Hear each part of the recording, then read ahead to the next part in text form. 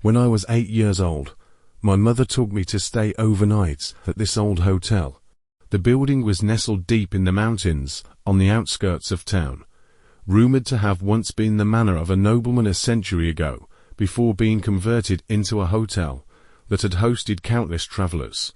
The atmosphere inside was oppressive. Long, dim hallways lined with flickering antique sconces and paintings on the walls depicting hazy, unsettling landscapes, forests in the rain, mist-covered lakes.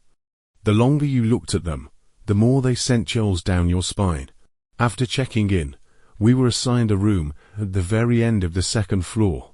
The front desk clerk gave me a strange look, as if he wanted to say something, but in the end, he only lowered his voice and warned, "Don't wander around at night, especially the long hallway on the second floor. Don't step on the rug." His tone was grave, as if that wasn't just an ordinary rug, but something far more dangerous. I heard him, but I didn't take it seriously. Children are always drawn to forbidden things, and I was no exception. That night, my mother fell asleep quickly, but I tossed and turned, unable to rest. The bed was damp and cold, and the air smelled of rotting wood. I stared at the ceiling until I heard a faint noise outside, like bare feet shuffling slowly, lightly across the floor. Unable to resist, I climbed out of bed, cracked open the door, and peeked into the hallway. The corridor was still dim, the sconces casting weak light on the paintings, making the blurry landscapes seem to shift and writhe in the gloom. Holding my breath, I stepped out, my bare feet pressing against the icy floorboards as I crept deeper down the hall. And then I saw the rug. It stretched down the center of the hallway, its black patterns twisting like frenzied tentacles, unnervingly alive under the flickering light. I remembered the clerk's warning, but my curiosity had completely overtaken my fear. Slowly, I reached out and placed one foot on the edge of the rug. The moment I did, I felt something wrong, not the texture of fabric, but something soft, warm, and faintly pulsing. I jerked my foot back, my heart hammering, only to see the rug's patterns moving, writhing like living tendrils, the black lines coiling together as if something were waking beneath them. I stumbled backward, but my foot wouldn't move. Looking down, I saw the rug's patterns had slithered up like black vines, silently wrapping around my ankle. I struggled in terror, but the force only grew stronger, pulling me, as if trying to drag me into some unseen abyss. Then I heard it, a hushed, whispering laughter, drifting from the far end of the hall. My gaze snapped up just in time to see the door at the very end creak open, revealing nothing but darkness inside, except 4 pairs of glowing eyes, watching me. The laughter came in broken, muffled giggles, like something playing in the dark. I didn't know how many eyes there were, but I knew they weren't human. Fear swallowed me whole. I thrashed wildly, screaming, but no sound escaped. The hallway remained deathly silent, the laughter the only thing echoing around me. I don't know how long I fought, but then, suddenly, a deep, thunderous growl erupted from downstairs. The sound shook the entire building, and in an instant, the black tendrils recoiled, releasing me. I collapsed onto the floor, trembling, and looked toward the staircase. The hotel owner stood there, holding an old oil lamp, its flickering flame casting an unnatural glow that seemed to purge the darkness from the hall. Shaking, I scrambled to my feet, staring at him in mute terror. He didn't speak, only pointed back to my room, his expression a silent command. "Go, now." I nodded frantically and bolted back inside, slamming the door behind me before diving under the covers, my whole body frozen with dread. I didn't dare step out again, but I could still hear muffled whispers in the hallway, like dozens of voices murmuring at once. When I finally mustered the courage to peek through the door crack, there was nothing there. By morning, the hotel had returned to its ordinary daytime appearance, as if nothing had happened. I hesitantly asked my mother if she'd heard anything strange last night, but she just frowned. "Did you have a nightmare?" I didn't hear a thing.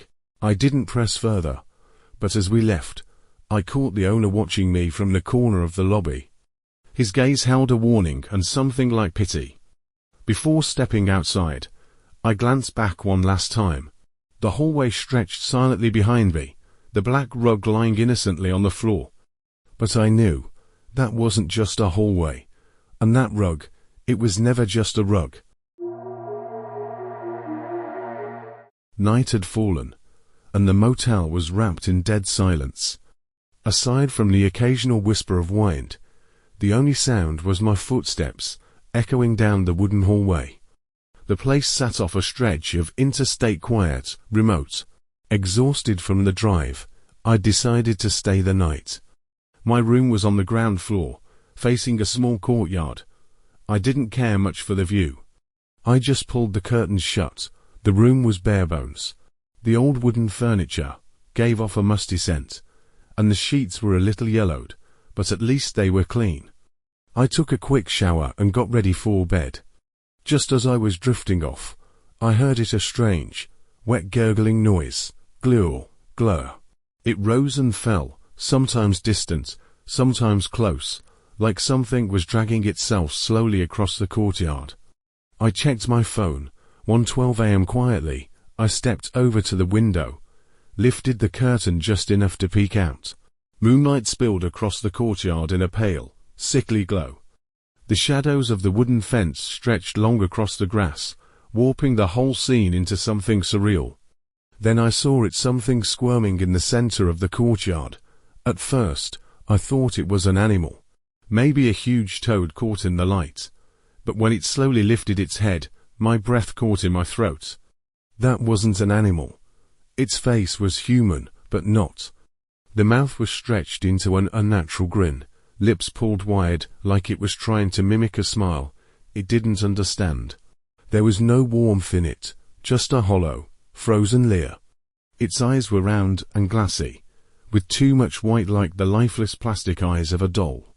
It moved slowly, dragging itself forward with long, thin arms that scraped against the ground with a faint scratching noise. I stood frozen, breath shallow. Then it turned its head. It looked right at me. That grotesque smile widened, panic punched through me.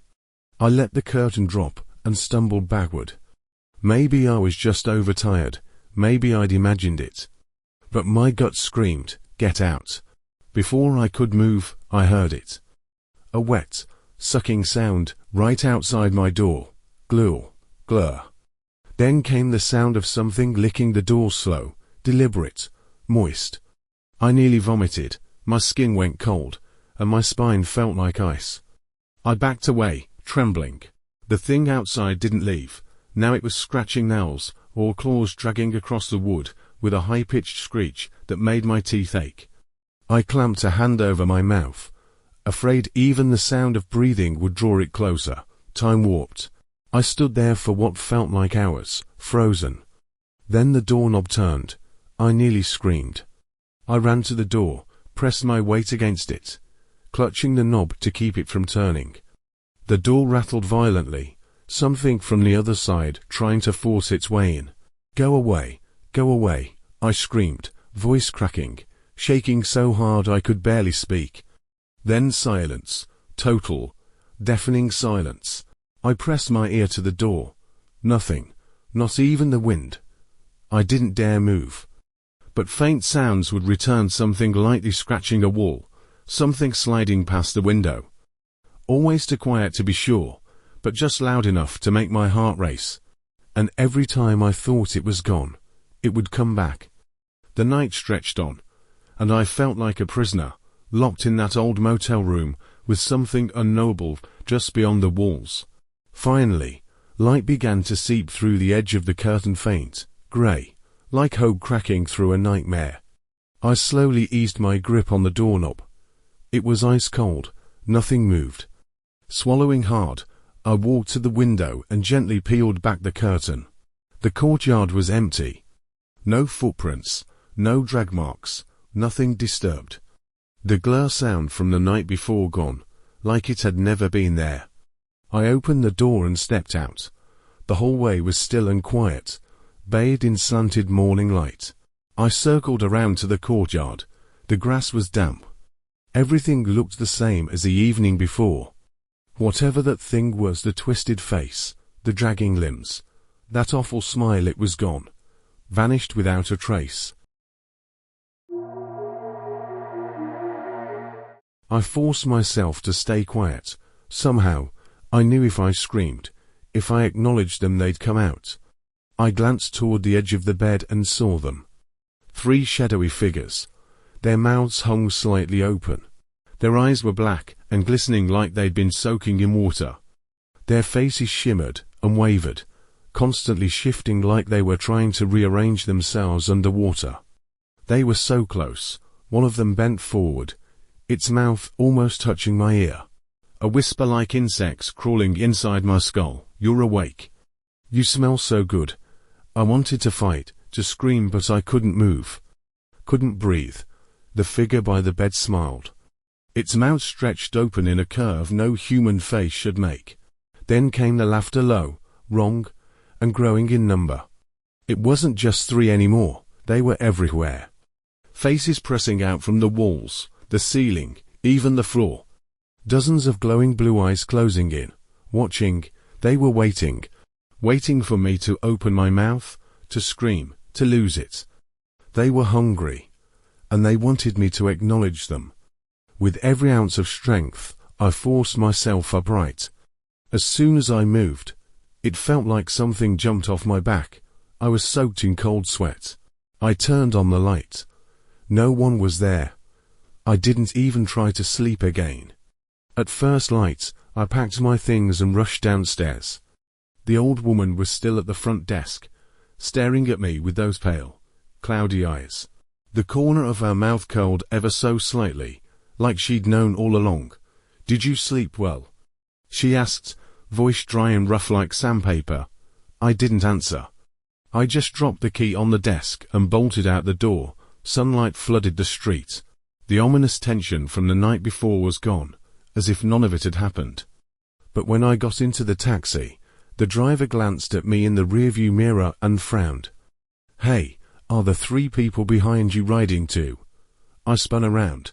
The back seat was empty. The driver gave an awkward chuckle. "Sorry, must have been my eyes playing tricks." But just as the car started to pull away, I saw it. In the rearview mirror, 3 pale faces, pressed up against the window, staring, eyes black as pitch, mouths slowly stretching into impossible grins. I'd always considered myself a rational person, someone who believed in science, in logic. I never gave much thought to ghosts or the supernatural. But after what happened at that motel, everything I believed fell apart. It happened on a business trip. My company sent me on short notice to a remote mountain town to negotiate a deal. With no time to plan, I booked the nearest motel I could find. It was tucked away at the end of a nearly abandoned street.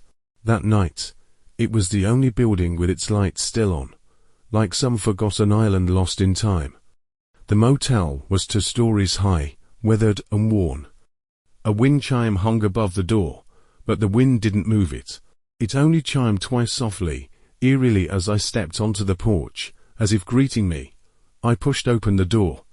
The air inside was thick with the scent of old wood, mildew, and something oddly sweet and unfamiliar. Behind the front desk stood an elderly woman. Her eyes were clouded, unfocused, her voice low and mumbled, like she was talking to herself. "Don't open your door after 10 p.m, she said flatly as I checked in. "No matter who knocks," she said it like she was warning me about bad plumbing.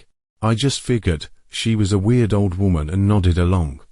My room was on the 3rd floor, room 306. The hallway was too quiet, and my footsteps echoed between the walls like they didn't belong.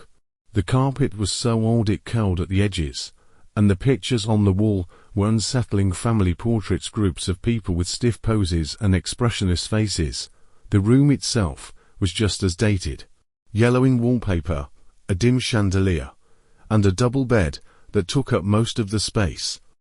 A full-length mirror stood opposite the bed, dull and smudged, its edges slightly warped, like something had tried to crawl out from inside. I showered and got into bed. I was exhausted and fell asleep quickly, but the dream that night was heavy, oppressively so. I dreamed I was floating near the ceiling, looking down at myself sleeping. In the mirror, I didn't see me. I saw a face, a grotesque, stretched grin growing larger and closer through the darkness.